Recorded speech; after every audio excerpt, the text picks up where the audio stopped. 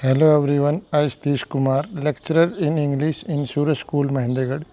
Today I am going to deliver a lecture on the topic definition of tense and its part. Okay, now I am going to tell you about what is the definition of tense. Tense is that a form of verb which shows not only time of an action but also the state of an action. Okay. In order to understand this definition in a better way, there are three examples which are related to different tenses. The first example is he writes a letter, and the second example is he wrote a letter, and the third example is he will write a letter. Okay. If really we want to understand what is the importance of verb in a sentence, then we should understand these three sentences. Okay. In the first sentence he writes a letter. In the second sentence he wrote a letter. He will write a letter.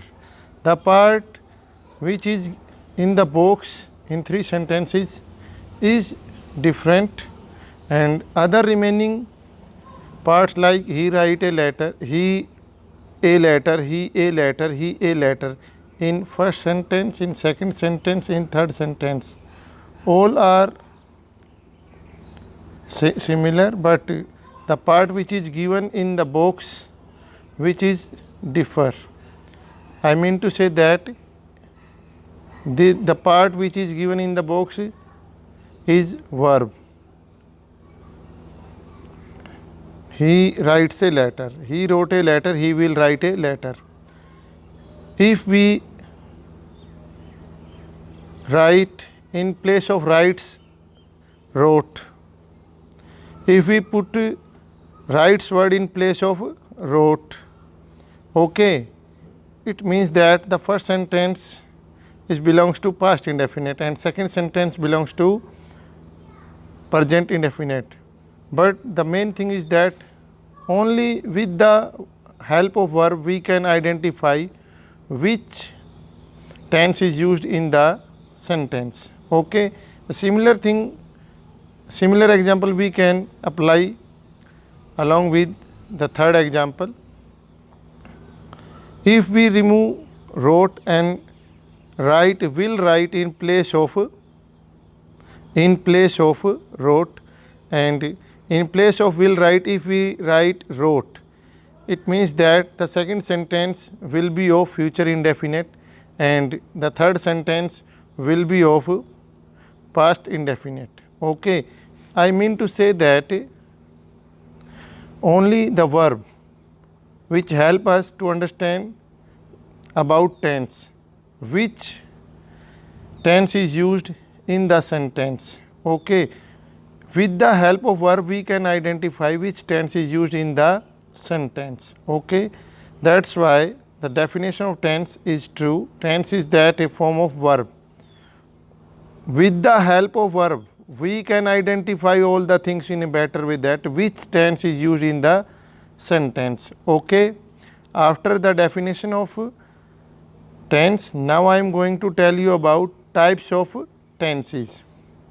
You know very well that tenses are of three types: present tense, past tense and future tense. Okay. Each tense we can classify it into four categories, four parts: indefinite, continuous, perfect and perfect continuous. Okay. Now on the second page, this is the first part of present tense, present indefinite. Okay. If we find do, if we find does, do along with first form, does along with first form of verb, or first form plus s or es. If we find any verb from these verbs, then we can easily say that present indefinite tense is used in the sentence. Okay. When subjects he, she, it, any name and any singular thing, we should use first form plus s or es, but condition is that sentence should be written in simple way. Okay.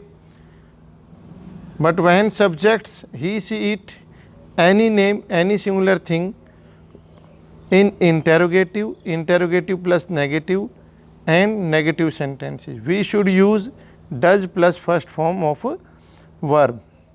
This is the structure of a simple sentence. In simple sentence, we should first of all write subject and subject. After that we should mention helping verb. After helping verb we should mention main verb. After main verb, rest part of the sentence, I mean to say that objective part of the sentence. In interrogative sentence, we can easily know that interrogative sentences either start from WH family or helping verb. Okay. After WH family we should mention helping verb. After helping verb we should mention subject. After subject we should mention main verb. After main verb we should mention rest part of the sentence. Okay. After interrogative sentence, now I am going to tell you about interrogative plus a negative. Interrogative plus a negative.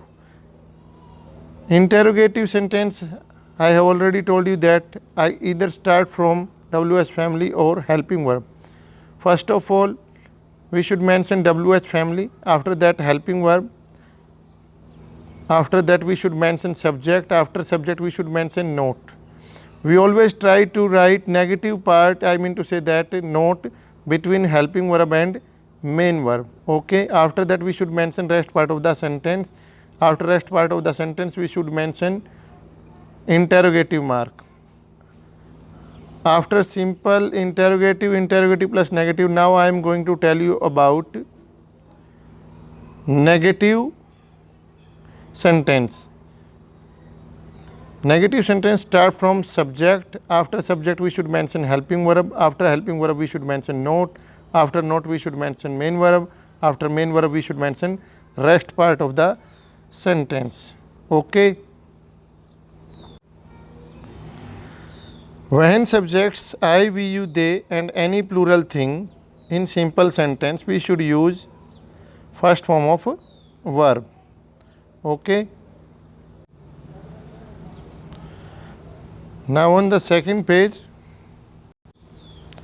when subjects I, we, you, they and any plural thing, we should use do plus first form of verb, but we should remember one thing, that sentence should be written in interrogative, negative, interrogative plus a negative. Okay. In my next video, I will tell you about how to add s or es along with first form of verb. Okay. In today's video, I have told you about definition of tense, parts of tense and helping verbs of present indefinite tense. After that, in my next video, I will tell you about how to add s or es. Okay. That's all for today. Thanks and have a nice day.